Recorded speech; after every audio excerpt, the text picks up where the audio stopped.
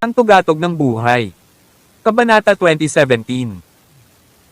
Sa mga sigaw ni Jacob at ng iba pa, mabilis na kumalat ang balita tungkol sa pag-alis ni Eleanor sa mga Flying Eagles ng Oregon. Sa loob ng 10 minuto, libu-libong tao ang sumunod. Lahat sila ay matandang tropa na sumunod kay Jade sa mga labanan sa sinaunang hangganan. Nagkaroon sila ng napakalakas na samahan ni Jade at Eleanor. Kaya't sila ay tunay na nadismaya sa kasalukuyang Flying Eagles. Umalis na tayo. Aalis na rin ako. Panahon na para huminto. 13 taon na ako rito. Nakipaglaban ako ng higit sa 300 digmaan at halos 36 na beses akong namatay. Oras na para magplano para sa natitirang bahagi ng aking buhay. Oo. Hindi na sulit ang pakikipaglaban para sa Flying Eagles ngayon. Nawala ang diwa ng mga Flying Eagle. Isa-isang ibinagsak ang mga identity token sa lupa at tinapakan. Kung dati, ang mga token na ito ay parang mahalagang kayamanan sa mga tropa ng Flying Eagles. Hindi lang sila mga token kundi mga simbolo ng pagmamalaki na maging bahagi ng squad na ito. Sa oras na umalis si Eleanor, umabot sa 10,000 tao ang nagtipon sa likod niya. Lahat sila ay nagtapon ng kanilang mga token at umalis sa kanya.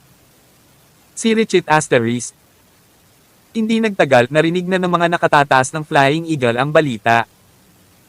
Kahit na ang mga opisyal ay alam ang tungkol dito. Sa isang kritikal na oras kung saan ang tribo ng demonyo ay nasa bingit ng pag-atake, isang pag-alis ng gayong napakalaking sukat ay dumating bilang mabigat na balita sa marami. Si Darnik mismo ay hindi makapaniwala sa nangyayari. Hindi niya maintindihan kung bakit ang pagbibitiw lamang ng isang military counselor ay magiging sanhi ng ganoong resulta. Not to mention, the withdrawal of members was still ongoing. Parami ng parami ang mga miyembro na umaalis sa Flying Eagles. Maging ang mga miyembro ng Flying Eagles sa sinaunang hangganan ay huminto at bumalik sa Amerika nang marinig nila ang balita. Ang mga bagay ay naging masyadong seryoso. Nanginginig na ngayon si Darnik sa takot. Hindi niya alam kung ano ang susunod na mangyayari. Pagkaraan ng ilang minuto, sinabi sa kanya ng isa sa mga subordinate ni Darnik na tatawag siya kaagad para sa isang grand conference. Ang Grand Conference ay naganap lamang bago ito matapos ang hepe ay gipitin ng mga pamilya. Gayunpaman sa pagkakataong ito, ang hepe mismo ang tumawag para sa komperensya. Nang magsimula ang komperensya, agad na ipinahayag ng pinuno ang kanyang galit. Ang ganitong seryosong isyo ay kailangang lutasin anuman ang mangyari. Sa kasamaang palad, ang susi sa solusyon ay si Jade. Nasaan si Jade? Saan nagpunta si Jade? Hanapin mo agad si Jade para sa akin. At ikaw, Darnik. Bilang commander ng Flying Eagles, bakit palagi kang nagtatago sa likod? Kung takot na takot ka sa kamatayan, bakit ikaw pa rin ang commander? Oras na para maging huwaran para sa Flying Eagles. Inutusan kitang pumunta agad sa frontline at pigilan ang tribo ng demonyo. Kahit na ikaw na lang ang natitirang sundalo, kailangan mong bantayan ang sinaunang hangganan, naiintindihan mo ba? Nang marinig ito, nang inag ang puso ni Darnik. Pakiramdam niya ay nanghihina pa ang kanyang mga paa. Nang hapong iyon, pinangunahan ni Darnik ang isang tropa ng mga mandirigma ng Flying Eagles at sumugod sa frontline ng sinaunang hangganan. Noong panahong iyon, pinangunahan ng demonyong Leopardo ang 100,000 demonyong kawal sa kanilang pader ng lungsod. Ang pader ng lungsod ay itinayo na parang moat. Madaling depensahan ngunit mahirap umatake. Nang makita ito, utusan na sana ni Darnik ang kanyang mga tropa na ayusin ang mga pader. Iyon ay kapag ang leopard demonyo ay nag-utos ng pag-atake. Nagpasya siyang umatake dahil nararamdaman niya. Nakamamatay lang ng kanyang asawa. Atake. Tawag. I-freak. I-click. I-subscribe kwentong nobela. Kabanata 2018. Atake. Sabay-sabay na sumigaw ang daan-daang libong kawal ng demonyo. Nakakadurog ng lupa ang kanilang mga hiyawan. Parang mga tsunami, bagyo, at lindol ng sabay-sabay. Nalanta ang damo, nalaglag ang mga puno, ang hangin ay madilim sa alikabok, at ang lahat ay nahulog sa madilim at kulay abo. Sa outpost si Darnik na kara-rating lang ay hindi pa pamilyar sa mga digmaan. Nagulat siya sa mga sigaw ng digmaan. Anong nangyayari? Bakit biglang sumisigaw ang mga halimaw na iyon sa labas ng pader ng lungsod? Sobrang nakakaasar. May paraan ba para matigil sila? Umupo si Darnik sa safe house sa likod ng mga pader ng lungsod at hindi tumitigil sa pagrereklamo. Bagamat siya ay isang nascent soul, nakamit lamang niya ito pagkatapos ng hindi mabilang na mga halamang gamot at tulong ng iba dahil sa kanyang katandaan. Upang makamit ang gayong mga kapangyarihan sa tulong ng iba ay nangangahulugan na siya ay may mas mahabang buhay.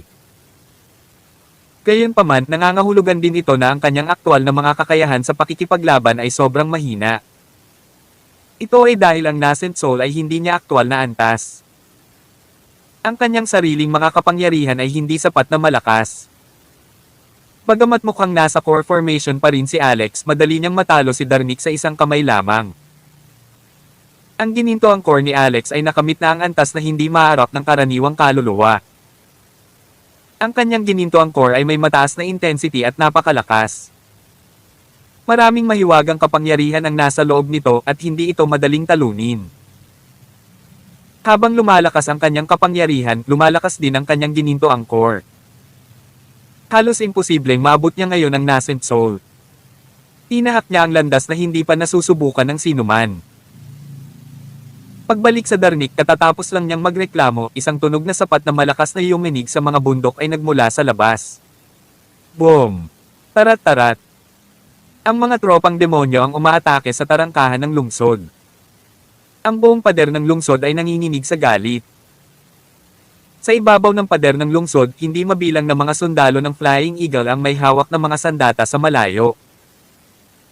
May mga palasok, baril, lumilipad na mga espada at maging mga mystical na kasangkapan. Kabog, kabog, kabog. Sabay-sabay na tumibok ang mga drum. Sisingilan. Patayin sila. Napakaraming sandata at firepower, mystical man o hindi, ang binomba ang mga tropang demonyo. Nagsimula na ang labanan. Mag-ingat sa kung ano ang nanggagaling sa langit. Ano yan? Oh, ito ay isang bato, isang higanteng bato. Mag-ingat kayong lahat. Tumangala ang mga Flying Eagle sa walang katapusang mga higanteng bato, bawat isa ay kasing laki ng burol na nahuhulog mula sa langit. Isang grupo ng lumilipad na mga demonyo ang nagdala sa kanila sa langit at itinapon sila pababa. Mga kanyen. Sunog. Apoy. Mabilis. Turugan mo ang mga lumilipad na bato. Tamaan ang lahat ng mga hayop na lumilipad sa hangin. Tererat, tererat. Boom, boom, boom. Sa itaas ng pader ng lungsod, ang mga putok ay ipinadala sa himpapawid. Umabot sa 1,000 putok ang ipinadala at habang tinatamaan nila ang maraming lumilipad na bato, parang fireworks show ang nakadisplay. Nalutas ang panganib. Sa pagtingin sa umaatres na lumilipad na mga demonyo, ang isa sa mga commander ay nakaramdam ng pagkabalisa. Nag-aalalang sinabi niya, kakaiba iyon. Ang paraan ng pag-atake ng mga demonyo ngayon ay ibang-iba sa kung paano sila dati. Tiyak na nagkaroon sila ng pagsasanay at ngayon ay sumusunod sa mga utos. Kung ikukumpara sa mga naunang demonyo, disiplinado ang mga tropang ito. Ang co-commander sa gilid ay kumuha ng teleskopyo at tumingin sa harapan. Ibinaba niya ito sa mukha ng pagkabigla at ipinasa sa commander. Commander, alam ko na ngayon kung paanong ang unang 36 na istasyon ay mabilis na naalis nang walang sinumang nakaligtas. Tingnan mo. Kinuha ng commander ang teleskopyo at tumingin. Nagulat siya sa nakita niya. Ang mga bato at lumilipad na demonyo ay simula pa lamang. Hindi siya makapaniwala na nakakita talaga siya ng daan-daan at libu-libong fire airship. Sila ay hinihila kasama ng hindi mabilang na lumilipad na mga demonyo at sila ay dumating na humahanggos sa mga alon. Sa ngayon, nakatanggap na ng balita si Darnik at ang iba patungkol sa pag-atake. Tuluyan na silang umalis sa safe house. Gayunpaman, ang nakapaligid na Darnik ay 12 ng mga bihasang mandirigma na nagbibigay sa kanya ng sukdulang proteksyon sa pamamagitan ng paglalagay sa kanya sa gitna. Kaya, magiging mahirap para kay Darnik na mamatay. Kabanata 2019. Anong problema? Anong nangyayari? Tanong niya habang nakakunot ang noo. Lumapit ang commander. Tingnan mo, Commander. Ipinasa niya ang teleskopyo kay Darnik. Isang tingin ni Darnik at agad na naramdaman ang manhid ng kanyang utak. Kung ano man ang nakita niya ay sobrang nakakatakot. Pagkaraan ng ilang segundo, sumigaw siya, "Go fight!" Ano ang hinihintay ng Artilleria? Atakihin ang mga fire airship na iyon ngayon. Oo. Tererat, tererat. Boom. Boom. Boom. Nagpaputok ng baril. Ang mga sundalo na namamahala sa mga kanyan ay hindi nangangailangan ng anumang kapangyarihan. Marami sa kanila ay mga dagdag na ipinadala ng mga opisyal. Nangangahulugan ito na ibinibigay ng Amerika ang digmaang ito sa kanilang lahat. Inilabas pa nila ang mga sandatang nuclear sa outpost na ito. Gayunpaman sa susunod na sandali, isang nakakagulat na bagay ang nangyari. Sa mga airship ay may malalakas na demonyo na maaaring maging anyo ng tao. May hawak silang mga sandata at mahiwagang kayamanan at lumipad sa himpapawid, pinatigil ang mga kanyen. Matagumpay nilang napigilan ang lahat ng putok sa kanila. Anumang mas malalaking demonyo na nirerango ang antas-anim o mas mataas ay may lakas at bilis na mas nakakapagpahusay sa karamihan ng mga advanced na armas. Baliw din ang depensa nila kahit tamaan sila, hindi sila papatayin. Iyon ang dahilan kung bakit kailangan ng Flying Eagles. Habang tumitingin si Darnik sa teleskopyo, nakita niyang pinaputukan ng mga airship. Good shot. Sunog na naman. Noon lang may nakita siyang hindi kapani-paniwala. Ang airship na binaril ay nagliyab sa himpapawid. Gayunpaman, ang dagat ng apoy ay hindi nahulog sa lupa, sa halip ay naging isang nagninangas na buhawi na dumiretso sa kanilang outpost. Holy shit, ano iyon? Hindi iyon sunog. Ang mga iyon ay mga bug. Nagliyab ang mga kulisap ng demonyo. Ang mga demonyong bug na ito ay dumungaw ng mahigpit sa napakalaking bilang na sumasakop sa kalangitan. Sila ay sumugod na parang mga balang na umaagos sa parang. Patayin sila. Patayin ang lahat ng mga demonyong bug na ito. Protektahan ang Commander. Ang ilan sa mga Flying Eagle sa kabila ng kanilang mababang rango ay sumugod sa himpapawid, umaasang mapatay ang mga lumilipad na nagninangas na mga demonyong bug. Dragon King Roar. Dragon Dome. Ang kawal ng Spirit Severing ay nagpadala ng isang masigasig na sound attack. Tinakpan nito ang naglalagablab na mga bug ng demonyo na sumusugod na nagbabalak na patayin sila sa isang hit. Gayunpaman, agad niyang pinagsisihan ito sa sumunod na segundo. Matagumpay niyang napatay ang maraming nagninangas na mga surot ng demonyo, ngunit literal na nasa lahat ng dako. Ang kanyang pag-atake ay kumalat sa isang malaking lugar, ngunit hindi nito kayang patayin silang lahat. Ang nakaligtas na ika-10 ay nagsimulang umatake sa kanya ng mabangis. Arg! Huling sumigaw ang sundalo, ngunit huli na ang lahat. Dahan-dahang naglalagablab na surot ng demonyo ang umatake sa kanyang katawan. Whoosh! Kumapang sila sa ilalim ng kanyang balat ng mabilis. Sa susunod na sandali, ang sundalo ay nagpakawala ng sigaw sa sakit. Ang kanyang katawan ay nasusunog mula sa loob palabas. Ang orange na nagsasayaw na apoy ay makikita na lumalabas sa kanyang mga mata, bibig, at tainga. Mahirap isipin ang sakit na nararamdaman niya. Parang impyerno ang pakiramdam. Ang sigaw ng sundalo ay biglang tumigil sa loob lamang ng ilang segundo. Nasunog na siya hanggang sa abo sa himpapawid. Ang mga nasa outpost pa ay lubos na nabigla. Ang kawal na nasunog hanggang sa kanyang kamatayan ay may kapangyarihan ng Spirit Severing. Gayunpaman, hindi siya maaaring manalo laban sa mga bug ng demonyo. Ang mga may mababang kapangyarihan ay hindi magkakaroon ng pagkakataon. Ang anak ng isang opisyal na nasuhulan ng kanyang paraan sa pangkat ay natakot. Siya ay sumigaw sa takot, naging kritikal ang sitwasyon. Protektahan muna ang Commander. Bawat isa, bantayan ang pader ng lungsod hanggang sa kamatayan. Babantayan namin ang komandante hanggang sa makaalis siya ng ligtas sa sinaunang hangganan bago bumalik para tumulong. Nang matapos siyang magsalita, ang malakas na ingay ay nagmula sa mga tarangkahan ng lungsod. Ang mga pintuan ng lungsod ay nasira. Kasabay nito, hindi mabilang na mga fire airship sa kalangitan ang sumabog, at ang mga pulutong ng naglalagablab na mga demonyong bug ay diretsyong umangkas sa outpost sa mga alon. Tawag. I-Freak. I-Click. I-Subscribe Kwentong Nobela. Kabanata 2020. Whoosh! Bilyon-bilyong nag-aalab na mga bug ng demonyo ang umatake mula sa langit na pumikit sa buong outpost. Nag-aalab ang apoy hanggang sa nakikita ng mata. Hindi na nakikita ang langit. Arg! Papunta na sila. Sisingilan, lahat, atake. Tererat, tererat. Boom, boom, boom.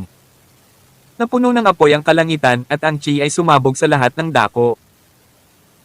Hindi mabilang na mga putok ang ipinadala sa kaig ng nagninangas na mga surot ng demonyo. Nanginginig ang buong kalawakan at napuno ng liwanag na napakaliwanag na nakatusok sa mata ng lahat. Gayunpaman, napakaraming naglalagablab na mga bug ng demonyo. Imposibleng ganap na maalis ang mga ito.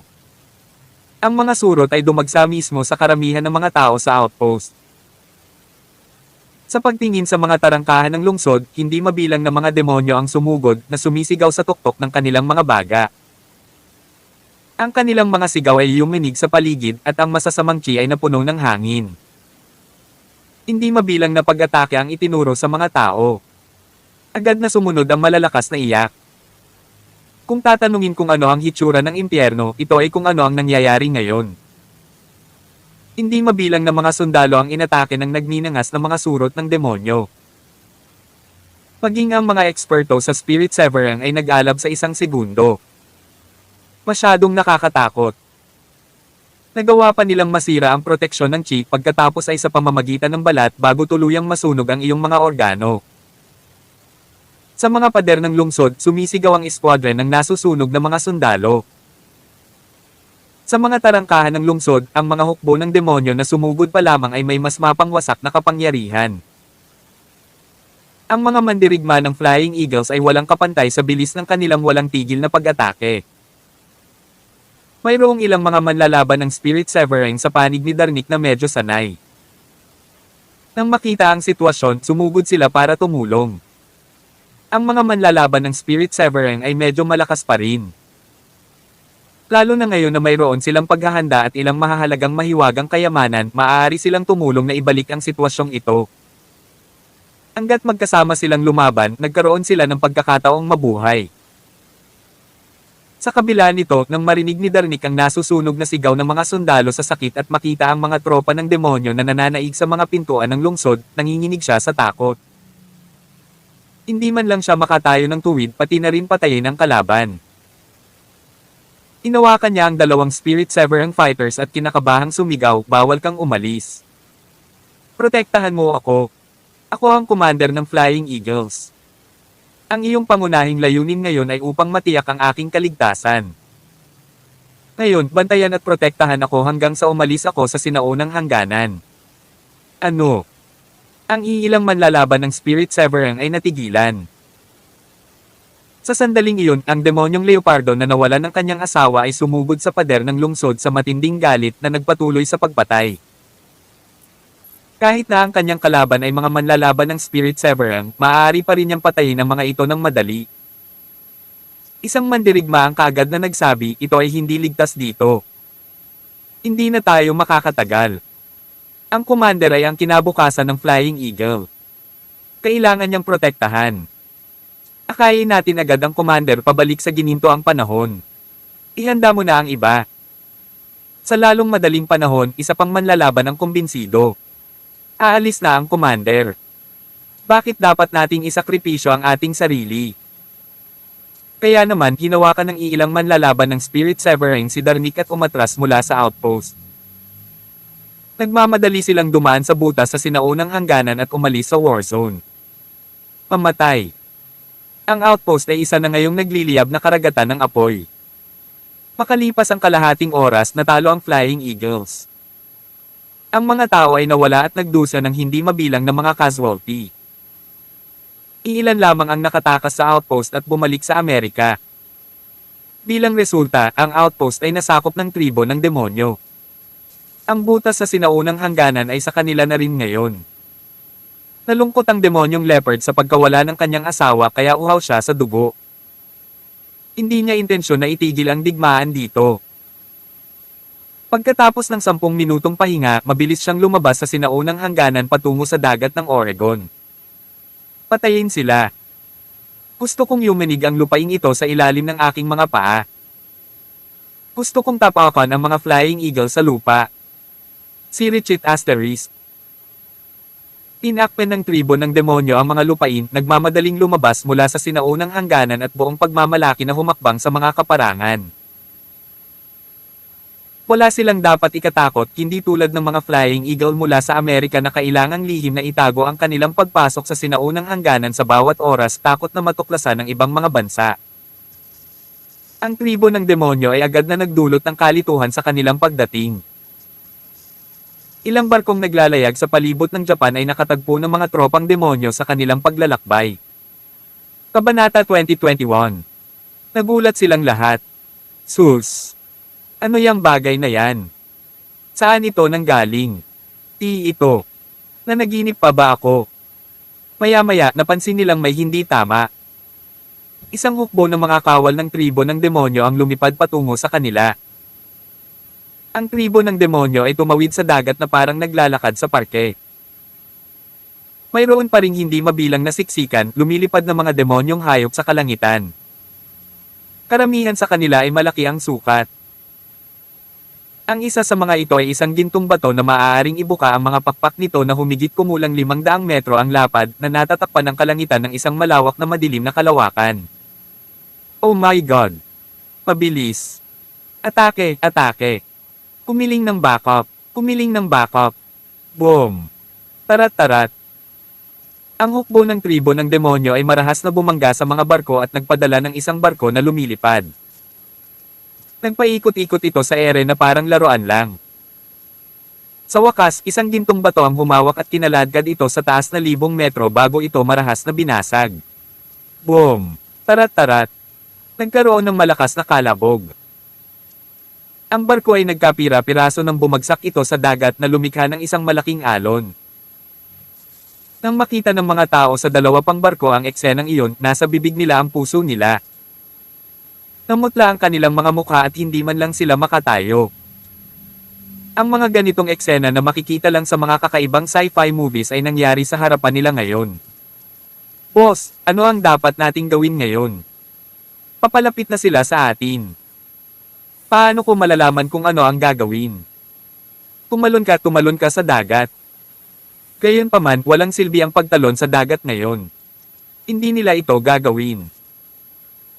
Ang hukbo ng demonyong tribong ito mula sa sinaunang force field ay maaaring durugan ang isang grupo ng mga tao hanggang sa mamatay kapag pinakawalan ang kanilang masasamang chi.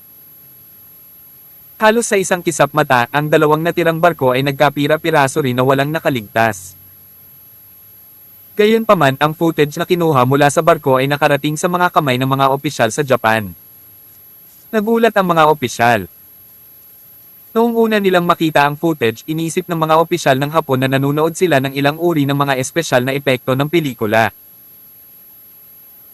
Naniniwala lamang sila na totoo ang lahat ng ito hanggang sa nakumpirma nilang nawasak ang mga barko, nawala ang mga signal at na-verify din na ang footage ay ipinadala mula sa surveillance camera mula sa kanilang mga barko.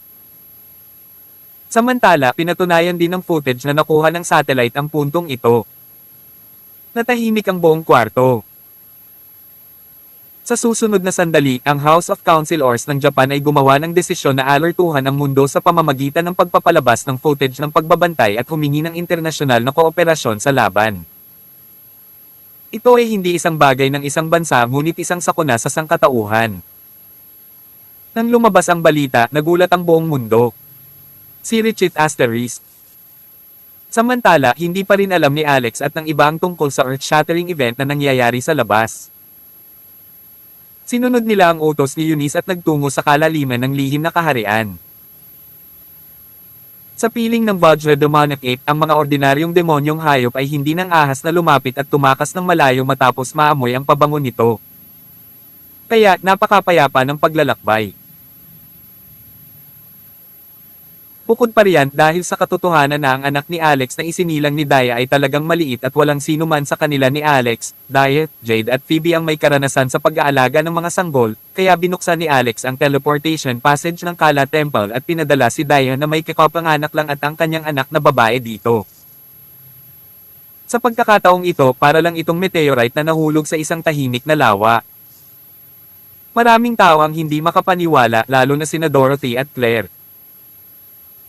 Nang tumingin sila sa anak ni Daya sa kanyang mga bisig at pagkatapos ay tumingin sa apat na sanggol sa tiyan ni Dorothy, sila ay nagkaroon ng halo-halong damdamin. Alam ni Alex na ang susunod na eksena ay magiging awkward. Binati niya ang mga ito at naunang umalis sa templo ng Kala. Maya-maya nahanap na niya ang entrance na itinuro ni Eunice. Nang tingnang mabuti ni Alex, tuwang-tuwa siya. Ang portal ng teleportasyon dito ay eksaktong kapareho ng sirang spell formation na pinuntahan ng kanyang ama, si William Rockefeller, sa ilalim ng libingan ni Caesar sa Michigan. Tawag. I-Pre. I-Click. I-Subscribe kwentong nobela. Kabanata 2022. Saan tayo dadalhin ng lugar na ito? Bahagi rin ba ito ng sinaunang force field? Hindi bababas at walang mga tao na lumitaw sa gumuho na bahagi ng sinaunang larangan ng puwersa sa loob ng 30 taon, ngunit ang kabaligtaran ng portal na ito ay ang hanay ng aktibidad ng tao. Ito ay dapat na isang bagong pagtuklas. Bahagyang natuwa si Jade. Sa lahat ng mga taon na ito, siya ay nakatayo sa tuktok ng sangkatauhan. Kahit ilang beses niyang sinubukang pasukin ang kaharian pagkatapos ng Tribulation Crossing, hindi niya matupad ang kanyang hiling dahil sa mga patakaran. Hindi pa niya nagawang iguhit ang kidlat na kapigatian na hindi naman normal. Sinubukan niyang alamin ang dahilan. Nais niyang maghanap ng bagong lugar upang maghanap ng pagkakataon. At ang Yorkshire Palace na binanggit ni Eunice sa harap ng kanyang mga mata ay isang sinaunang sekta na ipinasa mula noong sinaunang panahon, at ang Kamikaze Clan na hindi maipaliwanag na nawasak dito bago ito ay nagpatunay na may mas malaking mundo sa labas ng teleportation portal na ito. Ito talaga ang gusto niyang hanapin. Excited niyang sinabi, titingnan ko muna ang teleportation portal. Hindi mo kailangang maabyutan ako ng nagmamadali. Kapag nakarating na ako at naunawaan ang sitwasyon, babalik ako para tawagan kayong mga tao. Ito ay magiging mas ligtas din. Sa kanyang nakadisplay na cultivation base, hindi na siya masyadong magsasabi nito. Tumango si Alex. Walang komento si Phoebe. Talaga, hindi siya masyadong malinaw sa sitwasyon sa lahat ng paraan dito. Naghanda si Jade sa mismong lugar. Pagkatapos humakbang siya papunta sa madilim na teleportation portal. Ang susunod na segundo. Bam! Isang malakas na kalabog ang nagmula sa teleportation portal. Pagkatapos lang na pumasok si Jade saglit, bumubulusok siya ng malakas na puwersa. Binetukan niya si Alex. Array. Bumagsak si Alex sa lupa sa kanyang likod at dumausdes dito ng 20-30 metro bago siya tumigil. Nakahiga sa katawan niya ang pinasol na si Jade at umaapoy.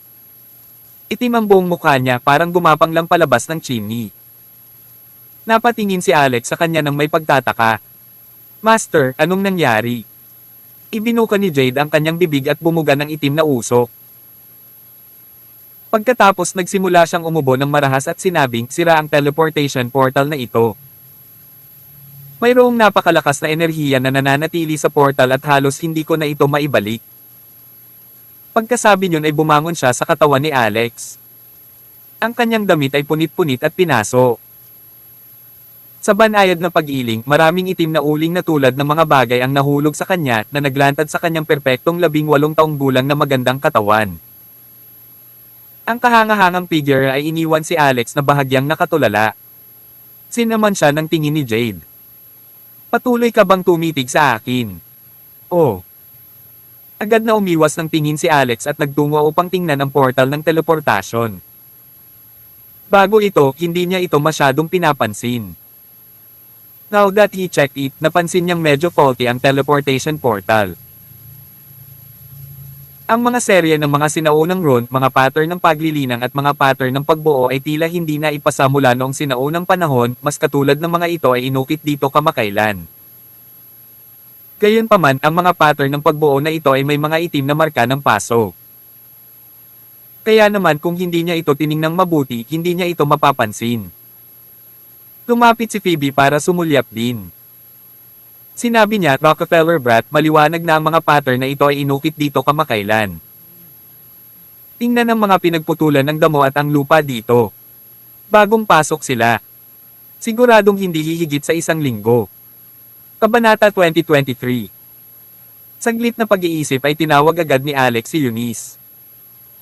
Gusto niyang tingnan niya ang teleportation portal para malaman kung may pagkakaiba ba sa nadaanan niya dati. Masunuri na ngayon si Eunice matapos masupol ni Maiko Chiba. Hindi siya nang ahas na magsinungaling. After glancing at it, she said, "It's not the same." Maraming pagkakaiba. Noong dumaan ako sa teleportation portal bago ito, napakaliit ng surface ng teleportation portal at hindi ganoon kalaki ang formation pattern sa lupa na halos 3 metro lang ang diameter. Ngunit ngayon, ang diameter dito ay hindi bababa sa nad oval at ang portal ng teleportation ay mas malaki rin. Iba talaga. Kung gayon, sino ang humipo sa portal ng teleportation dito? Makalipas ang ilang segundo, halos magkasabay na sinabi ni na Alex at Jade, Crazy Crone. Tanging ang Crazy Crow na iyon na nakatakas mula sa Nature's Palace, ang pinakamataas na pag-iral na pumatay ng higit sa 200 eksperto ng Kamikaze Clan, ang posibleng muling magbago ng ganoong advanced na teleportation formation sa maikling panahon. Gayunpaman, sino ba talaga ang Crazy Crow na iyon? Si Dai ay ang diyosa ng kalikasan sa kanyang nakaraang buhay, at ang palasyo ng kalikasan ay kung saan siya minsan nagkaroon ng kanyang kaliwanagan. Gayunpaman, hindi niya alam kung sino si Crazy Corn. Bukod dito, ito ay higit sa 10,000 taon mula sa kanyang pagliliwanag sa isang Diyos hanggang sa kasalukuyang reinkarnasyon. Sino ang posibleng tumira sa Nature's Palace sa loob ng 10,000 taon? Napabuntong hininga si Jade. Say, mukhang walang silbi itong teleportation portal ngayon. Hanggat ang aking cultivation base ay hindi papasok sa yugto ng immortalization, hindi ako maglalakas loob na pumasok. Malamang na masunog ako sa abo ng walang laman na apoy sa langit. Sa mga oras na ito, nakapagpalit na siya ng bagong damit, ngunit ang mukha niya ay napaso pa rin na parang isang itim na babae. Samantala, tumingkayat si Alex at tiningnang mabuti ang teleportation portal. Siya ay lubos na nagpapasalamat sa puntong ito. Ang tumetawa ngunit umiiyak na Crazy Crone ay malamang na nawala sa kanyang isip. Gayunpaman, ang mga sinaunang rune at formation blueprints na kanyang inukit sa lupa ay napakalinaw at walang anumang pagtatakip. Napag-aralan na ni Alex ang marami sa mga blueprint ng pagbuo ng teleportation noon, ngunit karamihan sa kanila ay may mga pagtatakip o pinaghalo sa ilang iba pang mga bagay upang ikubli ang katotohanan at pigilan ang mga tao na maunawaan ang mga nilalaman ng pagbuo ng spell. Ito ay makikita bilang isang anti-theft lock na idinagdag ng formation maker sa kanyang formation at ito ay nakita rin bilang isang string ng mga code. Gayunpaman, dahil galit si Crazy Crone, hindi niya ito nilock. Tumingkayat si Alex sa lupa at pinag-aralan ng mabuti ang teleportation formation blueprint. Habang tinitignan niya ito, lalo siyang namangha at humanga sa gawa. Ang Crazy Crow na iyon ay talagang hindi ordinaryong tao. Ang mga lumang cultivation pattern sa spell formation na ito ay naglalaman ng mga prinsipyo ng napakalaking paglilinang ng langit at lupa. Ang bawat alpabeto ng mga sinaunang rune na ito ay kasuwato ng langit at lupa pati na rin ang araw at buwan. Guro, dapat kang pumunta rito at subukang unawain din ito. Ito ay tiyak na makikinabang sa iyo. Tumango si Jade at umakbang para pagmasdan ito. Samantala, napakamot ng ulo si Phoebe. Ngunit sa sandaling iyon, umalangaw-ngaw ang boses ng isang babae sa dagat ng kanyang kamalayan, boses iyon ni Yuno. Bata, ang aking kaluluwa ay nasugatan ngayon at hindi ko na makokontrol muli ang iyong katawan sa maikling panahon. Ngunit naglatag ako ng matibay na pundasyon para sa iyo. Mas mabuting makinig kang mabuti ngayon. Ipapasa ko sa iyo ang Great Peacock Sutrat na siyang pundasyon ng iyong paglilinang. Ngayon kahit wala ang tulong ko, maaari ka pa ring magtanim ng maayos. Gayon din, sabihin mo sa Rockefeller brat na maghanda ng 3 Tribulation Crossing na table task para sa akin. Kakailanganin ko sila pagkatapos ng 1 taon. Laking gulat ni Phoebe kaya nagmadali siyang nagtanong, ikaw, sino ka? Kay kamusta ka sa loob ng katawan ko? Sabi ni Yuno, mas mabuting huwag mo nang malaman ang aking pagkatao ngayon. Kung mayroon kang anumang mga katanungan, dapat mong tanungin si Alex Rockefeller. Gusto pa sana ni Phoebe na ituloy ang pagtatanong ngunit tuluyan ng tumahimik si Yuno. Isang napakaluma at komplikadong cultivation script lamang ang lumitaw sa kanyang isipan. Maraming banal na kasulatan ang naging batis ng 7 kulay na banal na liwanag at damaloy sa kanyang isipan. Dumating pa ang mga boses sa kanyang tenga. Hindi pa niya nahawakan ang Great Peacock Sutra ngunit sa sandaling ito para siyang ipinanganak na may ganitong pamamaraan. Ang espiritual na kapangyarihan sa kanyang katawan ay tumatakbo sa kanyang katawan ng walang hanggan sa sarili nitong. Agad siyang umupo sa lupa upang makita ang pamamaraang ito. Isang makulay na paboril ang tila lumitaw sa kanyang mga mata. Kasing laki ito ng langit at nakatayong matayog. Tawag. I pray. I-click. I subscribe kwentong nobela. Kabanata 2024. Si Phoebe ay nilinang ng walang araw at gabi. Nang makaupo si Phoebe, nakalimutan niya ang paglipas ng oras. Ang Great Peacock Sutra ay damaloy sa loob ng kanyang katawan at hinigop ang nakapalibot na espiritual na enerhiya ng langit at lupa na binago ito sa kanyang sariling espiritual na kapangyarihan. Ang espiritual na kapangyarihang ito ay muling dumaan sa Great Peacock Sutra at naging mas kakaibang kapangyarihan. Ang kanyang hintuturo na pinagsama sa banal na buto ni Yuno ay nagsimulang maglabas ng liwanag.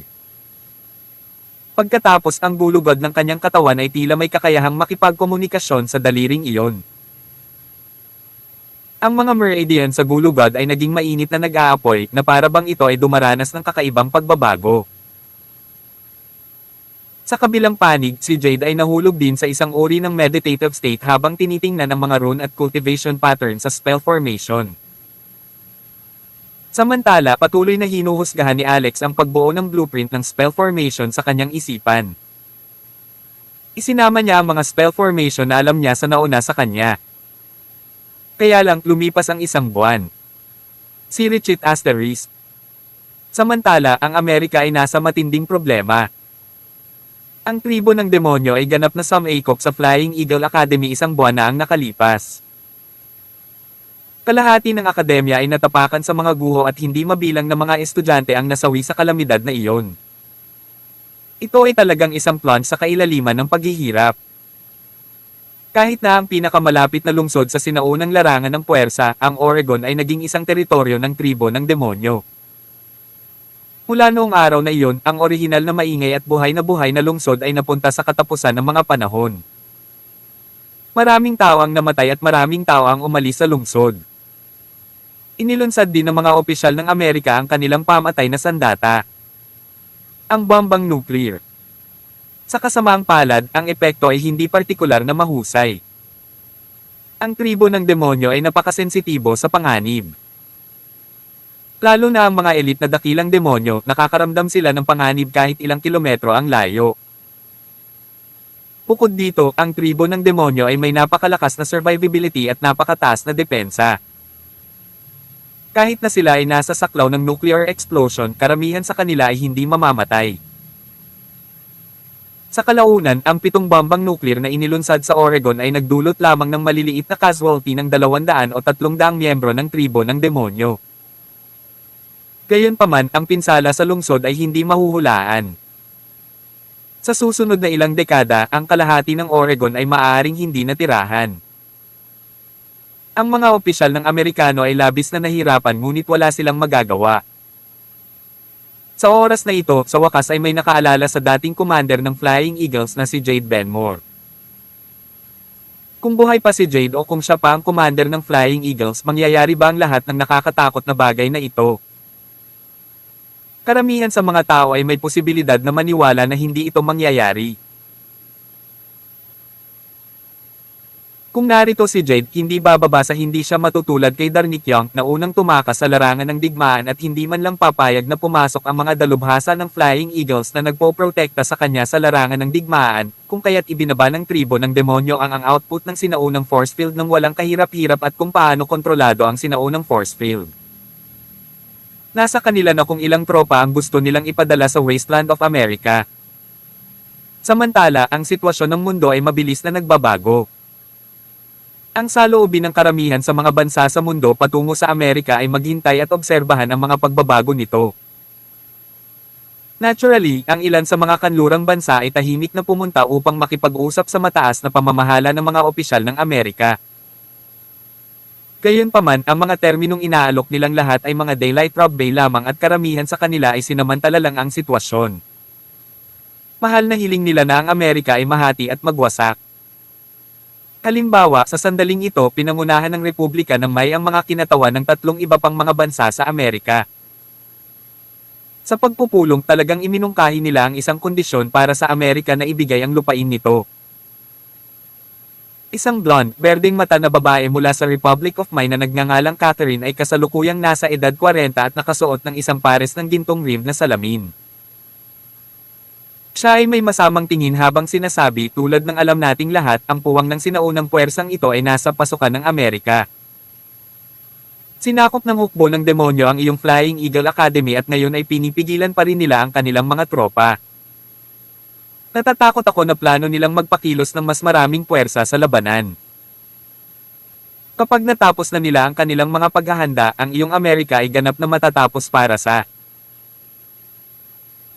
sa aming apat na bansa, hanggat ibibigay ninyo ang 33% ng mga lungsod sa Hilagang Kanluran, ay lalaan namin ang lahat ng puwersa sa aming mga bansa upang tulungan kayong labanan ito. Ang deal na ito ay isang murang bargain. Imposible. Inampes ng isang elder ng Amerika ang mesa at tumayo. Walang isang lungsod ng Amerika ang mawawala at ni isang pulgada ng teritoryo ng Amerika ang mawawala. Kung yan ang intensyon mo, pwede ka nang umalis. Kabanata 2025. Ang elder na ito ay ang kasalukuyang emperador ng Amerika at ang unang dakilang pinuno. Pagkatapos noon, may ilan pang matatanda na tumayo sa galit. Ang kondisyon ng land cession ay hindi mapag-usapan. Tama iyan. Kahit napatayin ng tribo ng demonyo ang bawat isa sa ating mga sundalo sa Amerika, hinding-hindi natin ibibigay ang mga lupain. Kung wala na ang Amerika, sa palagay mo ba ay malayo na sa pagkawasak ang iyong mga bansa? Ang kinatawan ni Kamani, na isang matangkad at matipunong lalaki, ay umiling at sinabing, mas mabuti na ito kaysa ang buong Amerika ay wasakin ng tribo ng demonyo, tama ba? Napakaraming lungsod sa Amerika. Hindi masakit na hayaan kaming magkaroon ng ilang lungsod. Ang mga kinatawan mula sa iba pang ilang mga bansa ay sumang-ayon sa kanya. Umiling ang Emperor of America at nanatiling tahimik. Sa pagkakataong ito, nagsalita ang isang elder na may apelyidong Young. Paano ito? Imposibleng ibigay ang ating mga lupain, ngunit paano ang pag-upa? Tulad ng ginawa natin sa Aroma City noon, maaari tayong umarkila ng kabuoang 33 lungsod sa loob ng 100 taon. Ang matandang ito ay pinsan ni Darnikyang, si Zachariah Young. Galit na tinitigan siya ng mga matatanda ng Amerika. Sa sandaling ito, may nagtulak sa pinto ng conference room na bukas. Dalawang lalaki at isang babae ang pumasok na nakataas ang ulo. Ang babae ay ang tatisya na umalis sa Flying Eagles, si Eleanor Curtis. Malamig na umungol si Eleanor at sinabing, upahan ng 100 taon. Zachariah Young, sino ka para magsabi ng kalokohan? Gusto ba ng mga Young na bumaba sa kasaysayan bilang isang walang hanggang katanyagan? Nararapat kang mamatay gaya ni Darnikyang. Nakilala ni Zacarias si Eleanor at agad na sumigaw, ikaw. Eleanor Curtis, ang taksil mula sa Flying Eagles, isang hamak sa sangkatauhan. Nakipagsabuatan ka sa B** na iyon, Jade Benmore, upang makipagtulungan sa mga kaaway at ibenta ang ating bansa sa pamamagitan ng pagbebenta ng aming impormasyon sa tribo ng demonyo. How dare you show up dito? Sa tingin mo ba ito ay isang lugar para sa iyo? Sino ka sa tingin mo? May kumuha sa kanya. Sisiga pa lang siya, may dumaan na figure. Isang matangkad at binata ang biglang sumulpat sa harap ni Zachariah na parang multo ang bilis. Sa harap ng hepe at ng mga kinatawan ng mga bansa sa kanluran, agad niyang hinawakan si Zachariah sa kanyang leeg at malamig na sinabi, "Ano ang tawag mo kay Jade Benmore?" Namumula sa galit ang mga mata ni Zachariah. Tinitigan niya ang lalaki at nagmura, "What the hell are you doing? Sino ka? Ito ang pinakamataas na komperensya ng Amerika. How dare you pumunta dito at gumawa ng eksena? Paano kung tawagin kong bitik si Jade Benmore? E ano ngayon?" Nagkaroon ng kahangahangang hangarin na pumatay sa mga tingin ng kabataan tulad ng isang sinaunang nagyelo na talam. Kung hindi isinakripisyo ni Jade Benmore ang 30 taon ng kanyang buhay sa loob ng force field, sa tingin mo ba ay maaari kang maupo dito at magsuka ng kalokohan? Kung wala ang pagdanak ng dugo ni Jade Benmore sa digmaan doon, mabubuhay pa ba kayo hanggang ngayon? Sa huli, sinabi mo talagang nakipagtulungan siya sa mga kaaway at ipinagkanulo ang bansa. Iyong mga tao mula sa pamilyang Young ay pinilit siyang bumaba sa pwesto at naglagay pa ng warrant para mahuli siya. Siya ay nawawala sa aksyon ngayon, ngunit sinusubukan mo pa ring sir-on siya. Sa tingin mo ba ay hindi ako maglalakas loob na patayin ka? Nagsimulang manginig si Zachariah habang nakaharap sa malamig at mahigpit na tingin ng binata. Ikaw, naglakas loob kang pumatay ng tao dito. Dapat mong pag-isipang mabuti ang mga kahihinatnen. Ang aking kapatid na lalaki, si Darnick Young, ay ang commander ng Flying Eagles, isang 5-star warlord. Sa isang utos lang, patay ka na kahit sino ka pa. Pagkababa ng boses. Slam. Ang isa pang binata na nakaitim sa gilid ay naghagis ng isang parisukat na kahon na gawa sa kahoy na lumapag sa mahabang mesa. Hindi nakatali ang kahon kaya automatiko itong lumuwag. Pagkatapos isang dagwang ulo ang gamulong mula rito. Ito ang ulo ni Darnick. Nagulat ang lahat ng naroroon.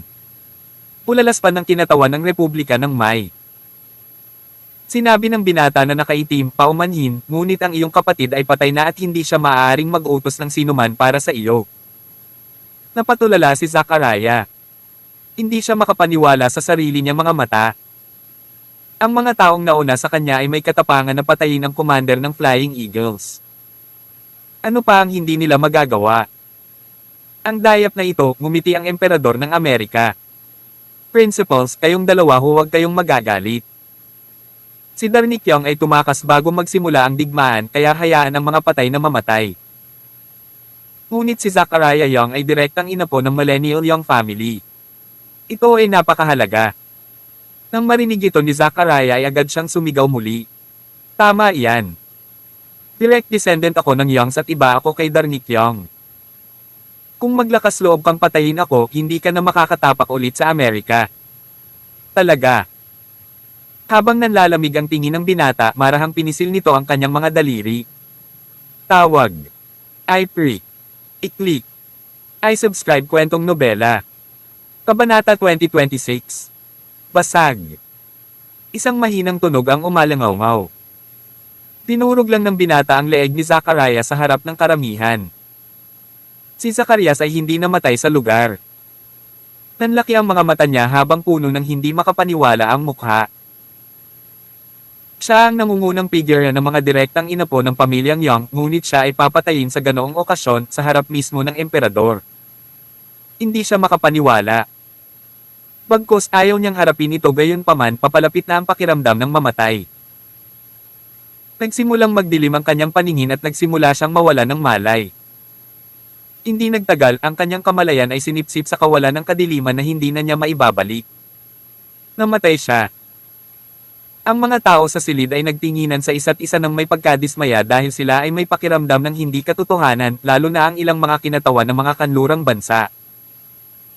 Nagdududa pa sila kung naghahalusinate sila. Matayog ang katayuan ni Zachariah Young kaya paano siya basta nalang papatayin dahil lang may gusto. Higit sa lahat sila ang kinatawan ng mga dayuhang bansa. Yung mga taong nakapatay ng ganyan sa harap namin. Wala ba kayong respeto sa ating mga bansa? Sinusubukan ba ninyong magpakita ng palabas para sa amin? Ang kinatawan ng Republika ng May, si Catherine, ay nagsabi sa mataas na boses, kayong mga Amerikano ay talagang sobra. Ano ang ibig sabihin nito? Sinusubukan mo bang bigyan kami ng isang piraso ng iyong isip? Bakit ka pa naglalagay ng palabas kung nasa ganoong sitwasyon ka na? Pag-upa ng 100 taon, ha? Sige, pumayag ang Republic of Mai. Pagkababa ng boses. Sampal. Ang binata na nakaputi na durog na lang kay Zachariah hanggang mamatay ay biglang gumawa ng isang sampal sa hangin at dumapo sa mukha ni Catherine. Kahit 4 o 5 metro ang agwat ng 2 tao, napakalakas at malutong ang sampal kaya't agad na namamaga ang mukha ni Catherine at natanggal ang mga ngipin nito. Ang binatang nakaputi na ito ay isa sa 2 tagapagtatag ng Flying Eagles Academy at ang dating asawa ni Jade Benmore na si Charles Lohan. How dare you hit me? Sinusubukan mo bang magsimula ng digmaan sa pagitan ng 2 bansa? Emperor Targon, ikaw ang may pananagutan dito. Ako ang iyong VIP ng Amerika, ngunit napakasama ng pakikitungo sa akin sa iyong capital meeting. Dapat bigyan mo ako ng paliwanag.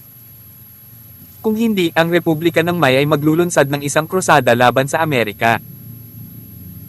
Ang kinatawan ng Republika ng Mai ay sumabog sa galit habang siya ay sumigaw ng naghisteryoso. Maya-maya, gumawa ulit ng hakbang si Principal Lohan. Sumugod siya at hinawakan siya sa blonde niyang buhok bago siya hinayla. Kung ikaw ay talagang VIP ng Amerika, natural na trituhin ka namin ng may kagandahang loob, ngunit ikaw ba?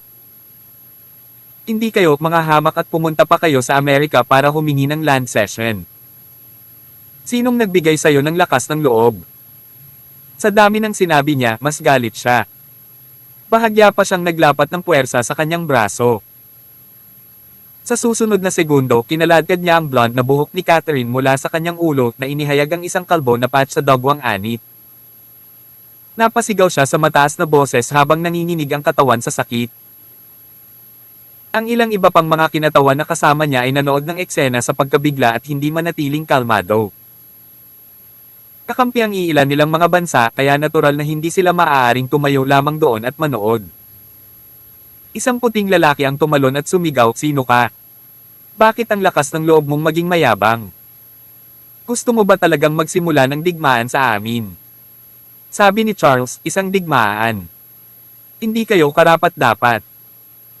Pagkatapos niyang ihagis si Catherine sa lupa, itinaas niya ang paa at dinurog ang tuhod nito. Sa gitna ng matinding pagiyak ng babae sa sakit, malamig na sinabi ni Charles, "Nagbago na ang panahon. Ang mga bagay na lumalabas sa sinaunang larangan ng puwersa ay hindi basta-basta kayang harapin ng mga tao. Kung balak mong magsimula ng digmaan, ako lang ang makakapagpabagsak sa alinman sa iyong mga bansa. Naniniwala ka ba doon?" Nanginginig ang babae sa sobrang sakit. Gayunpaman, ang walang awa na pagkilos ni Charles ay lubos na nagpasuko sa kanyang isip. Sa sandaling ito, hindi siya nang ahas magsalita ng kahit isang kalokohan. Asar. Kung hindi, hindi mo na kailangang umalis. Nagkatinginan ang mga kinatawan ng bawat dayuhang bansa kahit na sila ay masama ang loob. Ang kinatawan ng Kamani ay sumulong ng 2 hakbang at sinabi, "Sa tingin mo ba ay matatakot kami kung sasabihin mo ang ilang matapang na salita? Ang Amerika ay may mga martial artist, ang ating Kamani ay mayroon ding mga mandirigma na mas makapangyarihan kaysa sa iyo. Mayroon ka bang lakas ng loob na makipaglaban sa makapangyarihang mandirigma ng ating Kamani?" Warrior. Mapanlate si Charles at malamig ang mga mata. Inayaan mo siyang dumating. Kung makakatagal siya ng 1 segundo, isipin na talo ako. Ikaw. Ang yabang mo lang. Hindi nagtagal, dumating ang dakilang mandirigmang ito na binanggit ng kinatawan ni Kamani. Siya ang orihinal na bodyguard ng kinatawan ni Kamani. Sa pagpupulong, hindi siya pumasok at inayos na magpahinga sa gilid. Pagpapakita sa oras na ito, siya ay talagang 8 talampakan 2 taas at ang kanyang mga kalamnan ay parang bato. Isang German. Kabanata 2027. Sumulyap si Charles at walang pakialam na sinabi, "Nakakahiya ka't lalaking Aleman. Hindi ka karapat-dapat sa isang kisap mata mula sa akin." Galit na tumingin sa kanya ang bodyguard. Bullshit. Naniniwala ka ba na kaya kung patayin ang isang payat na batang tulad mo sa isang suntok lang? Kalmadong sinabi ni Charles, "Gawin muna. Dagendong." Ang 8'2" tall bodyguard ay isang solid na higanti. Walang awa niyang pinasabog ang kamao na kasing laki ng kaserola kay Charles. Pamatay. Siya ay napakalakas na ito ay buzz at sumabog sa buong silid na naging sanhi ng maraming tao na makaranas ng maikling panahon ng pagkabingi sa kanilang mga tainga. Sa sandaling ito, inabot ni Charles ang isang daliri sa hangin at itinuro ang ulo ng higanteng bodyguard bago marahang pinitik ang kanyang mga daliri. Smack! Sumambulat ang ulo ng higanteng bodyguard na parang pakwan. Ang dugo ay nagwisik na parang ulan na tumalsik sa buong mukha at katawan ng mga kinatawan ng ilang mga bansa sa kanluran. Natahimik bigla ang eksena. Hindi alam ng mga dayuhang ito kung paano gumawa ng hakbang si Principal Charles ngunit napatay na ang higanteng bodyguard. Ito ay talagang kakilakilabot. Tao pa ba ito? Kung pipilitin sila ni Charles mabubuhay pa kaya sila? Ayaw mo pa bang umalis? Magbibilang ako ng 3. Kung hindi ka pa aalis noon, mas mabuting huwag kang umalis ng tuluyan. Sa sandaling bumagsak ang boses, nanginginig ang ilang mga kinatawan at agad na tumakas palabas ng conference room na parang tumatakbo para sa kanilang buhay. Pagkaalis ng mga taong iyon, agad na tinanong ng emperador ang dalawang prinsipal, Principal Henderson at Principal Luan, nakahanap ba kayo ng paraan para labanan ang tribo ng demonyo sa paglalakbay ninyo sa Dragon King's Grotto sa pagkakataong ito? Ngayon na ang tribo ng demonyo ay sumalakay sa Amerika at sinakop ang ilan sa mga mahahalagang base. Kung wala pa tayong mabisang paraan talagang mapapahamak ang Amerika. Ang lalaking nakaitim ay ang isa pang punong guro ng Flying Eagles Academy, si Gilbert Henderson. Siya ang ama ni Luna Flores. Napatingin si Principal Henderson sa Emperor. Nasaan si Commander Benmore? Bumilis ang tibok ng puso ng mga opisyal na miyembro sa puntong ito. Nandito ang mga punong guro upang kondenahin sila sa kanilang mga krimen. Mapait na ngumiti ang Emperor at sinabi, sinubukan namin ang aming makakaya upang hanapin ang kinaroroonan ni Commander Benmore. Ngunit mula nang lumitaw ang anomalya ng Skybridge sa California, tila nawala siya sa hangin. Nabalitaan kong nawala na rin ang kanyang alagad. Oo nga pala, alam ba ninyong dalawa na principal na ang disipulo ni Commander Benmore ang Sam Ayres sa Mount Fuji sa Japan? Kinawayan ni Charles ang kamay. Hindi ito mahalaga. Ang mas mahalaga ay, narinig ko na ang emperador ay personal na gumawa ng utos na arestuhin si Jade Benmore. May ganyan ba?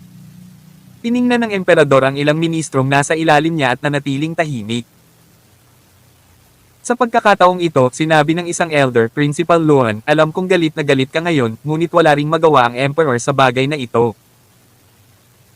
Pinangunahan ng mga kabataan ng ilan pang pamilya upang idaos ang Grand Conference at nakipagkaisa sa 13 pamilya upang pilitin ang emperador na gawin ito. Kahit na gusto ng emperor na iligtas si Jade Benmore, hindi rin niya magagawa. Pagkatapos ng pahayag na iyon, may tumayo sa karamihan upang hindi sumang-ayon. Timmy, huwag kang magbubuga ng masasamang paninirang puri. Ang ganap na legal na balota ay ginanap sa Grand Conference. Paano mo nasabi na pinilit namin ang emperador? Sa pagkakataong ito, sinabi ni Charles, kaya, iminumungkahi kong tanggalin ang panuntunan sa Grand Conference mula ngayon. Sabi ng tumayo kanina, paano ito? Anong mga karapatan mo para gawin ito? Ako ang unang patutol dito. Ang iyong pagtutol ay hindi wasto. Sino ka sa tingin mo? Sino ka para sabihin sa akin na hindi wasto ang pagtutol ko? Dahil ang mga patay na tao ay hindi kailangang bumoto. Tawag. I-click. I-click. I-subscribe kwentong nobela. Kabanata 2028. Mga patay na tao. Hindi kailangang bumoto. Anong ibig niyang sabihin? Kulala ang tingin ng lalaki kay Charles habang ang kanyang mga mata at ang kanyang ekspresyon ay nagbago ng husto. Siya ay nagkaroon ng isang nagbabala foreboding. Hindi niya sinasadyang umatras at itinuro si Charles habang nauutal, ikaw. How dare you? Alam mo ba kung ano ang lugar na ito? Paano ang isang tulad mo ay nananakot sa mga tao sa harap ng emperador? Nakakaloka ka lang. Wala ka bang pakialam sa emperor? Napailing si Charles. Dahil sa pagkakaroon ng mga taong tulad mo, ang emperador ay walang karapatang magsalita ng normal at napilitang maglabas ng warrant para arestuhin ang isang tapat at merito na bayani. Kayong mga tao mula sa tinatawag na mga dakilang pamilya na may hawak ng mga paghahari ng gobyerno ay hindi dapat umiral noon pa man. Kalokohan. Sino ka sa tingin mo? Ako ay walang iba kundi isang maliit na punong guro ng isang akademya na pinangungunahan. Ngunit siniraan at kinulit ninyo ang aking babae kaya lahat kayo ay nararapat na mamatay. Hindi banggitin ang paglipol sa ilang mga bug na tulad mo, lalabanan ko pa ang buong mundo. E ano ngayon? Pagkasabi nun ni Principal Luan ay pinakawalan niya ang aura sa kanya. Sinakop ng walang hangganang kapangyarihan ang buong conference room. Nakaramdam ng kawalan ng kapangyarihan ang lahat para silang nasa walang katapusang malalim na dagat ngunit wala silang maasahan kaya dumiretso sa ilalim ang kanilang puso. Smack! Tinawakan ni Principal Luan ang hindi mapigil na katawan ng taong iyon. Nang itinaas niya ang kanyang braso at ipinatong ang kanyang palad, agad na pumutok ang ulo ng tao. Ito ay malupit, mapagpasyahan at dominanti. Hindi lang iyon, walang emosyong nilaibat ni Principal Luan ang kanyang tingin sa buong silid at tumingin sa ibang babae. Sa isa pang grab, nahuli rin siya. Narinig ko na ikaw ang nagpakalat ng mga salita tungkol sa mga krimen ni Jade sa publiko sa pamamagitan ng mga channel ng media. Sinabi mo na nakipagsabuatan siya sa mga kaaway at naibenta ang kanyang bansa at sangkatauhan. Isang taksil sa sangkatauhan, tama ba? Namutla ang mukha ng babaeng iyon at nanginginig ang mga paa niya. Hindi. Sabi ni Principal Luan, there's no use in denying it. Siyempre may ebidensya na ako. May sasabihin ka ba bago kita patayin ngayon? Halos mahihina ng babae ang sarili. Gusto niyang tumakas kaagad. Gayunpaman, bigla niyang nalaman na ang magkabilang paa niya ay tila napako sa lupa. Kahit anong pilit niya, hindi niya maigalaw ang mga iyon na para bang naging dalawang palamuti. Alam niyang hindi siya makakaligtas sa hadlang na ito. Kaya naman, pinalipad lang niya ang kanyang freak flag. Tinuro niya si Charles at pinagalitan, she asterisk City Luan, sino bang hindi nakakaalam na matagal na kayong naghiwalay ni Jade Benmore? Isa ka lang hamak at basura sa mata ni Jade Benmore. Bakit ka nagpapanggap na infatuated ngayon? Sa tingin mo ba hindi ko alam ang iniisip mo? Matapos ang iyong akademya ay sakupin ng tribo ng demonyo, sinamantala mo lang ang sitwasyong ito para maging emperador, tama ba? Pagkatapos itinuro niya ang emperor at sinabi, Emperor, kung gusto mo akong mamatay, dapat akong mamatay. Hindi mahalaga kung mamatay ako. Ngunit dapat mong makita ng malinaw kung sino talaga ang bastos na ito na si Luan. Kung hindi, huli na upang pagsisihan ito kapag ang iyong katayuan bilang emperador ay nanganganib. Bahagyang nagbago ang ekspresyon ng emperor.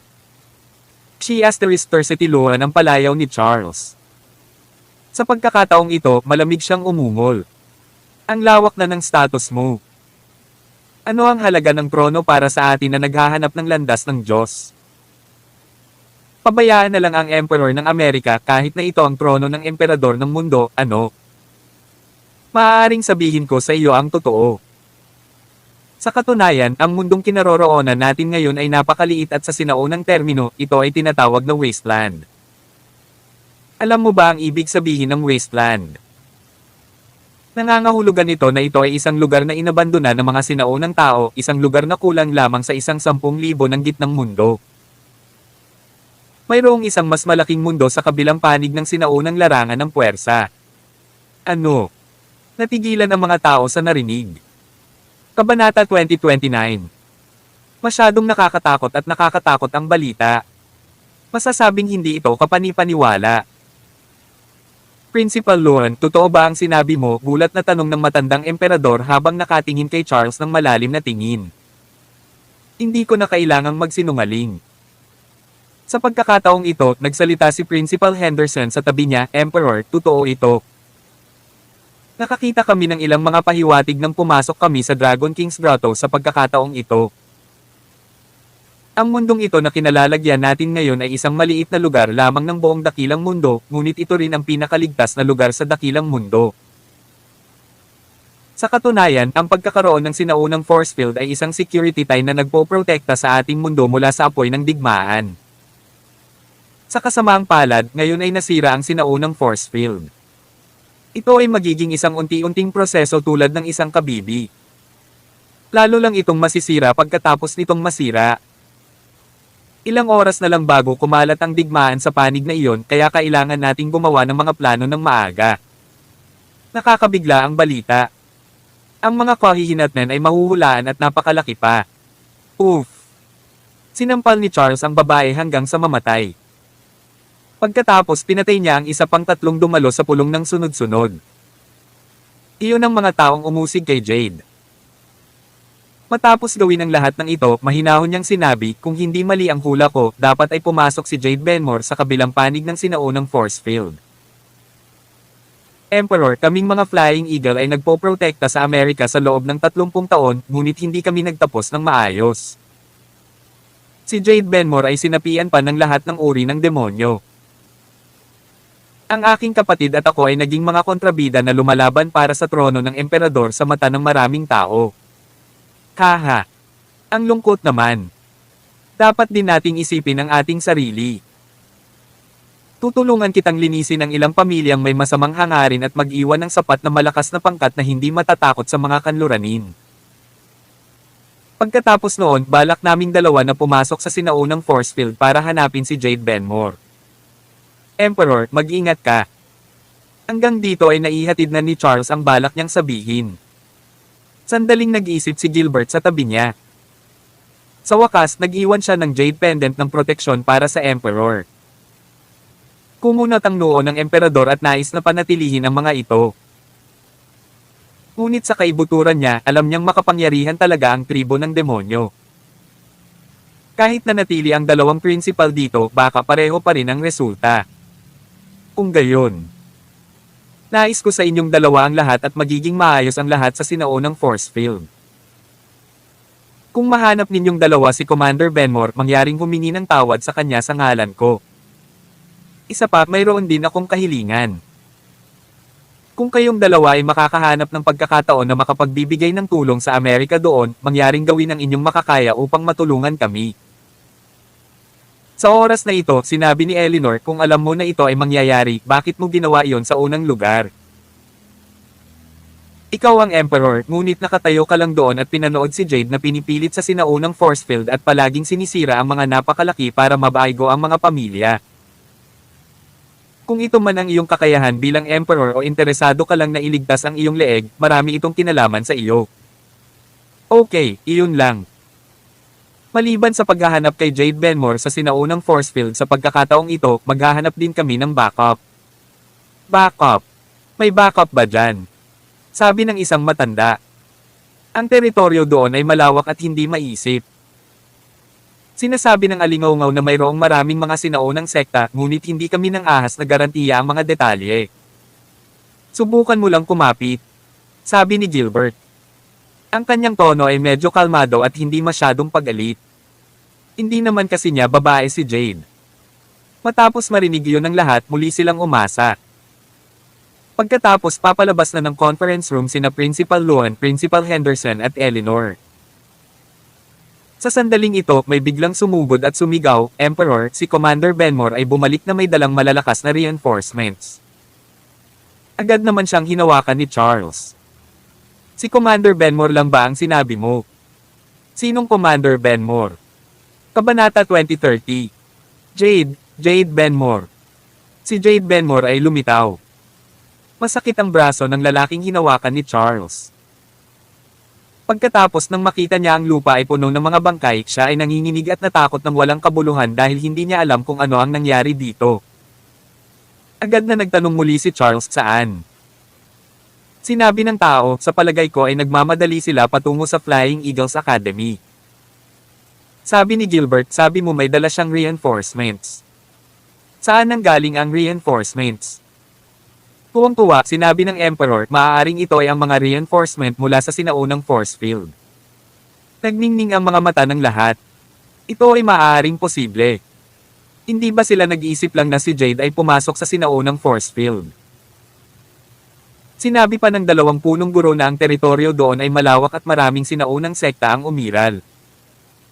Sa makatuwid, ang lahat ng ito ay lohikal. Sa kalaunan, sinabi ng lalaki, sa tingin ko.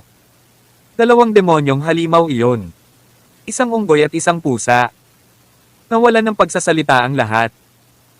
Matatawag bang reinforcements ang unggoy at pusa? Nauutal ang taong iyon, totoo. Totoo ang sinabi ko. Ikaw. Malalaman mo kapag nakita mo sila.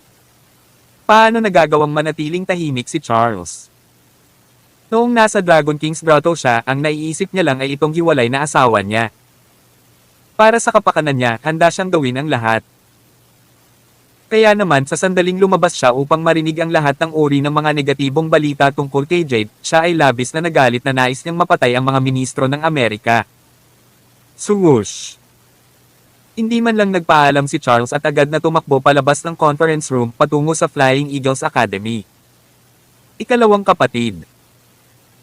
Natakot si Gilbert na baka malagay siya sa panganib kaya dali-dali niyang sinundan siya, iniwan ng mga taong nagtitinginan sa isa't isa na nagtataka. Si Jade Benmore ay sumugod sa Flying Eagles Academy. Sinusubukan ba niyang labanan ang hukbo ng tribo ng demonyo ng ganoon lang?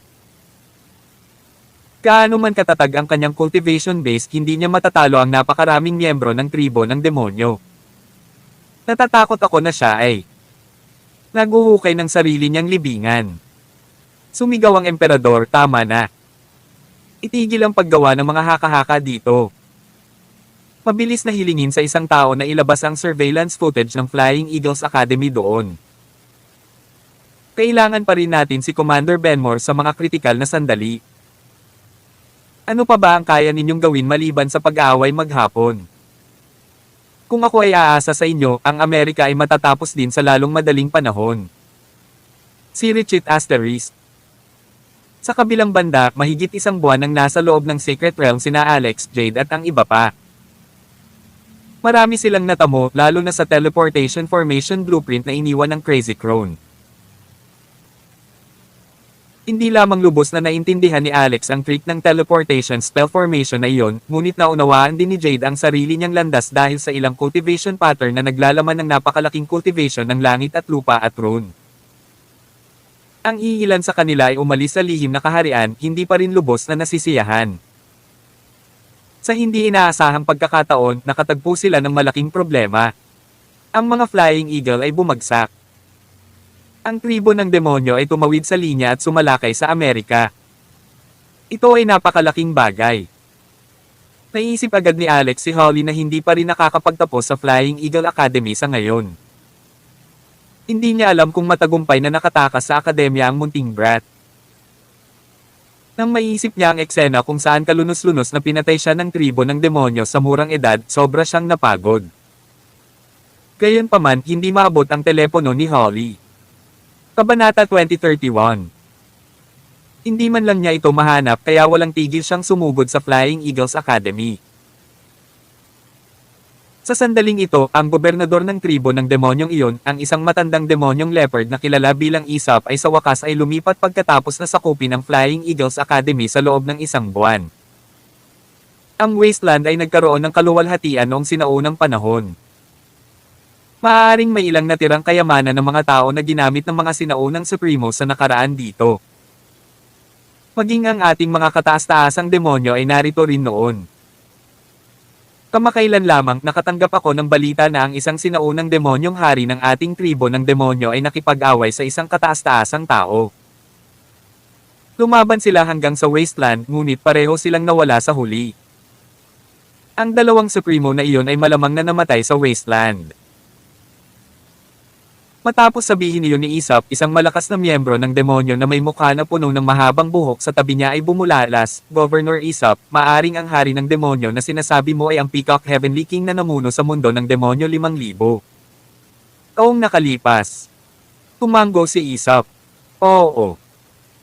Ang taong nasa tabi niya ay bumulalas, ang Peacock Heavenly King ay ang pinakamataas na nilalang sa mundo ng demonyo. Ang sabi-sabi ay mayroon siyang pinakamataas na kayamanan ng psychic na maaaring durugan ang banal na kasangkapan ng sangkatauhan, ang Xavian Sword. Noon siya at si Emperor Xavier ay nag-away mula sa ilang sa Hilaga hanggang sa Wasteland. Pagkatapos noon, wala nang balita tungkol sa kanila. Kiss. Ang mood ng lahat ay hindi pangkaraniwang tumaas. Kung mahahanap nila ang lugar kung saan namatay ang Peacock Heavenly King at mahanap ang mga armas at legacy na naiwan niya, isa lang itong windfall na parang isang natulala na ordinaryong tao matapos makakuha ng trilyon na asset. Pagkatapos nagpatuloy si Isop, may bukas na sa sinaunang force field ngayon para makapasok tayo. Ito ay isang magandang pagkakataon.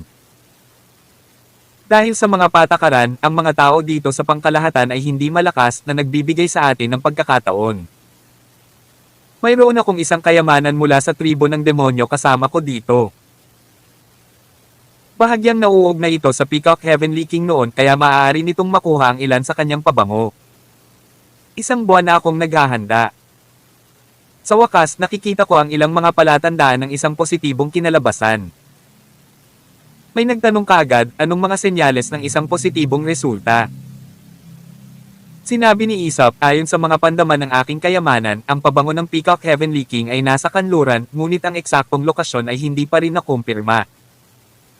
Gobernador, ano pa ang hinihintay natin? Tayo na at hanapin ang kayamanan ngayon. Iyon ang mga bagay ng Peacock Heavenly King. Kung mahahanap natin ang mahalagang katawan ng Peacock Heavenly King, mas mabuti pa. Ang taong nagsalita ay may ulo na parang ibon at matangos ang ilong. Ang taong ito ay ang malaking demonyong rock na maaaring kumalat ng kanyang mga pakpak ng 500 metro ang lapad at kilala bilang Skyrock. Sinabi ni Isop, ito ay isang mahalagang bagay. Mas mabuti kung hindi tayo magsasama ng masyadong maraming tao. So, I think ilan lang tayo dito ay sapat na. Dapat tayong magtulungan at maghanap muna ng kayamanan. Pagkatapos maaari naming ipamahagi ang pagnakawan. Ano sa inyong palagay? Nagtinginan ng lahat ng naruroon sa isa't isa na may pagkadismaya at tumanggo. Gayunpaman, hindi napansin ng mga taong ito na tahimik na nakatayo sa dingding sa sulok kung saan gaganapin ang lihim na pagpupulong ng mga taong ito. Sila Alex at Jade na sumugod mula sa Imperial Capital. Ang orihinal na intensyon ni Alex ay hanapin si Holly. Gayunpaman, nang marating niya ang akademya, napagtanto niya na matagal nang walang mga palatandaan at amoy ng tao at may mga miyembro ng demonyo na naglalakad saan man. Alam na imposibleng narito pa rin si Holly, ang dalawa ay orihinal na nagplano na mag-scout ng maaga at makakuha ng ilang impormasyon mula sa hukbo ng tribo ng demonyo bago gumawa ng kanilang mga plano. Sa hindi inaasahang pagkakataon, narinig nila ang mga salitang iyon ng nagkataon. Ang demonyong hari, Peacock Heavenly King. Guro, narinig mo na ba ang tungkol sa taong ito dati? Gumamit si Alex ng mental voice transmission para makausap si Jade. Nabanggit na niya na lumitaw ang tao 5,000 taon na ang nakalilipas. Paano ko malalaman? Umiling si Jade. Gayunpaman, ang tribo ng demonyo ay napakalakas ngayon. Talagang hindi natin hahayaang makuha nila ang kayamanan na anumang iniwan ng hari ng demonyo kung hindi ay matatapos ang sangkatauhan. Tumanggo si Alex. Pumunta tayo para makita natin ang sarili natin. Kung talagang may kayamanan, aagawin natin. Ang kayamanan ng hari ng demonyo ay dapat na napakahusay. O, ang Xavian Sword ni Emperor Xavier ay isang maalamat na divine artifact. Tumingin sa kanya si Jade at ngumiti ng malumanay. Huwag kang masyadong excited ngayon. Hindi madaling pakisamahan ang mga lalaking ito. Ngumiti si Alex at sinabing, hindi ba nandito ka rin, Master? Kahit na mangyari ang isang kakilakilabot na sakuna, sapat ang iyong lakas upang hawakan ito. Ako ay magiging iyong munting disipulo sa kapayapaan. Bakit hindi mo ako hayaan na maging maliit na batang babae sa kapayapaan? Guro, hindi ka maaaring maging tamad. Piff. Sa sandaling ito, naamoy niya ang isang pabango na nagmula sa itaas at agad na nagbago ang kanyang ekspresyon. Bumalik na siya. Tawag. I freak. I-click. I subscribe kwentong nobela. Kabanata 2032. Hindi lang si Jade kundi si Alex din ang nakakaramdam nito. Ang bango ay talagang malakas at napakalakas. Kasing ganda ng aura ni Jade. Master, sino yung papasok na tao? Ito ay tila isang mahusay na magsasaka na nakarating na sa yugto ng Peak Revelation Crossing. Gulat na tanong ni Alex. Nakapout si Jade sa labi. Isa siya sa dalawang principal ng Flying Eagles Academy. Ang kanyang apelyido ay Luon at siya ay tinatawag na Esther City. Napabulala si Alex, asawa ni Master. Malamig na umungol si Jade at sinabing anong asawa ng amo. Hindi siya asawa ng iyong Panginoon, ngunit higit sa lahat ay dating asawa ng iyong Panginoon. Wala siyang kinalaman sa iyo ngayon kaya mas mabuting huwag mo na lang siyang lapitan, intindihin mo. Tumingin si Alex sa kanya. Sige, sige. Nakikinig ako kay Master. Masasabi niyang may matinding sama ng loob si Jade kay Principal Loan. Malinaw, ang diborsyo ay napaka sa oras na iyon, kung hindi, si Jade, nakasingkol ng isang pipino sa isang krisis, ay hindi magiging labis na bigla. Samantala, ang pagdating ni Charles ay agad na nagpaalerto sa tribo ng demonyo. Maging sina Aesop, Skyro at ang iba pang miyembro ng demonyong tribo sa silid ay nararamdaman ang aura ng dalubhasa ng tao na kanyang pinakawalan. Sino to? How dare you come looking for trouble sa teritoryo ng Demon Tribe? Isang dagendong na parang leon ang nagmula sa labas dahil ito ay isang demonyong leon na umuungal sa mga salitang iyon. Teritoryo ng tribo ng demonyo. Umisi si Charles. Ang lugar na ito ay tinatawag na Flying Eagles Academy, isang bahagi ng teritoryo ng Amerika. Kailan pa naging teritoryo ang mga vast asterisk cards na tulad mo? Let me ask you, nakakita ka na ba ng babaeng nagngangalang Jade Benmore na papunta dito? Ganito siya. Ikinumpas niya ang kanyang kamay. Isang imahe ang lumitaw sa langit at ang hitsura ni Jade ay nasa ibabaw nito. Tumawa ng histeryoso ang demonyong leon at sinabing, gago ka ba? Pumunta ka dito para maghanap ng babae. Patay na ang lahat ng kababaihan sa akademyang ito kaya hindi mo na siya kailangang hanapin pa. Naging malamig ang tingin ni Charles. Kagagaling lang niya dito. Ang demonyong leon ay naiinip na nagsabi patay na siya. Tsaka pupunta ka doon at sasamahan mo siya kaagad. Habang sinasabi niya iyon, muli siyang tumingin sa imahe sa hangin at bamulong, napakapangit ng babaeng ito. Wala man lang siyang kalamnan. Ano ang silbi ng paghahanap sa kanya? Pagkatapos ng bamulong, isang pulang ilaw ang kumislap. Nakita ng demonyong leon ang isang pulang ilaw na kumikislap sa harap ng kanyang mga mata na may hindi kapani-pani walang layuning pumatay sa kanya. Natakot siya ng husto kaya nagkaroon siya ng goosebump sa buong katawan. Tsaka masyadong mabilis ang pulang ilaw na iyon kaya medyo nahihirapan siyang iwasan ito. Bahagya lamang niyang naiikot ang kanyang ulo sa gitna ng pagdidiin. Gayunpaman, lumabas na ang pulang ilaw ay may kakayahan sa pagsubaybay. Nang itagilid ng demonyong leon ang kanyang ulo sa gilid, ang pulang ilaw ay naging ganoon din ang antas. Pagkatapos noon, walang awa itong dumaan sa kanyang glebela. Ah! May pumatay sa matandang leon. Narito ang tao ng wasteland. Mga kapatid, patayin ng B*** na iyon para ipaghiganti ang matandang leon. Habang umalangaw-ngaw ang isang matinis na boses sa akademya, sunod-sunod na umungal ang tribo ng demonyo. Pagkatapos ang tribo ng demonyo ay naglunsad ng sunod-sunod na pag-atake kay Charles. Pamatay. Malamig na sigaw ni Charles. Hahanapin sana niya si Jade ngunit hindi niya ito nakita at sinabi ng isang pipang leon na patay na siya. Galit na siya pero sumisingaw na siya sa pamatay na aura ngayon. Nakaon agad ang kanyang killing mode. Ang dugong pulang ilaw sa kanyang kamay ay talagang isang punyal na tinatawag na God-slaying dagger. Isa itong espiritual na kayamanan na maaaring pumatay ng mga Diyos. Ang pagpatay sa tribo ng demonyo gamit ang punyal ay isang paglalakad sa parke. Oof! Oof! Oof! Ang God-slaying dagger sa kamay ni Charles ay ginawa lamang para sa pagpatay. Nagdala ito ng kulay dugong ilaw ng pagpatay at isang nakagigimbal na layunin ng pagpatay.